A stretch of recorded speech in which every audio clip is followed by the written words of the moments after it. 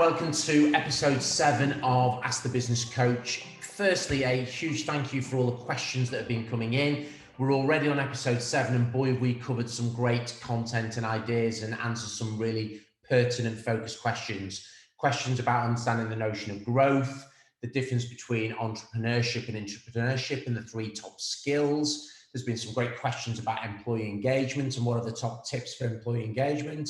We've done some great stuff on service experience and are people hiding behind service experience in COVID.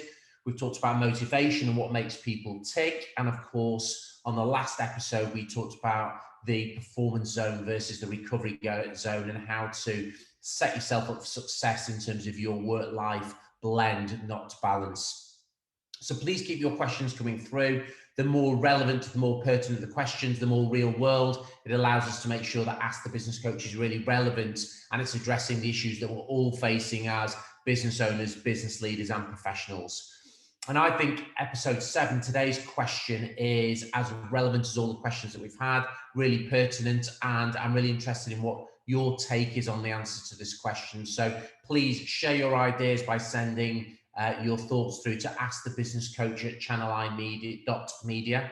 And of course, keep your questions coming through. That's Ask the Business Coach at channeli.media. So please share your questions and please also share your thoughts and reflections as we address the questions on a weekly basis. So today's question is this, and thank you to Helene, who's my EA. I thought it was a really pertinent question, which is simply this. If you could go back 18 months and give yourself business advice, what advice would you give? Now, I think that's a great question, and certainly that made me stop in my mental tracks and just think about what it is that I wanted to share. And of course, hindsight is a wonderful thing, but life's got to be lived moving forwards, future focused. So from a business advice professional perspective, there's a no-brainer slam dunk answer that I would do, and it's simply this, that make sure as a business you have built up a reservoir of reserves. What's really happened over the last 18 months, it has exposed those businesses who are living hand to mouth, that they've got no reserves, they've got no plans for the unforeseen. And when the pandemic hit, what it's done for a lot of businesses, it's really exposed their lack of reserves and their inability to be able to trade through it, because what they haven't done over time is built up a reservoir of reserves, financial resources that would carry them through. So a question that I'm frequently asked is, well, Royston, what kind of reserves should you have in your business?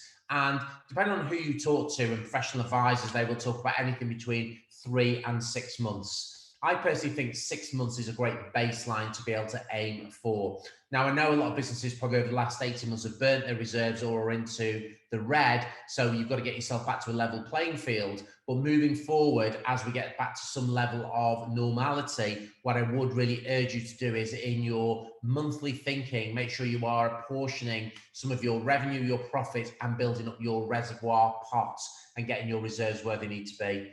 In our business, we always aim for 6+ months, I think, and by reserves, I mean simply this, that if you had 0 sales coming into your business, would you be able to pay all your bills, your rent, your electrical bills, any expenses that you've got, your salaries? Would you be able to cover your monthly overhead for 6 months without any sales coming in?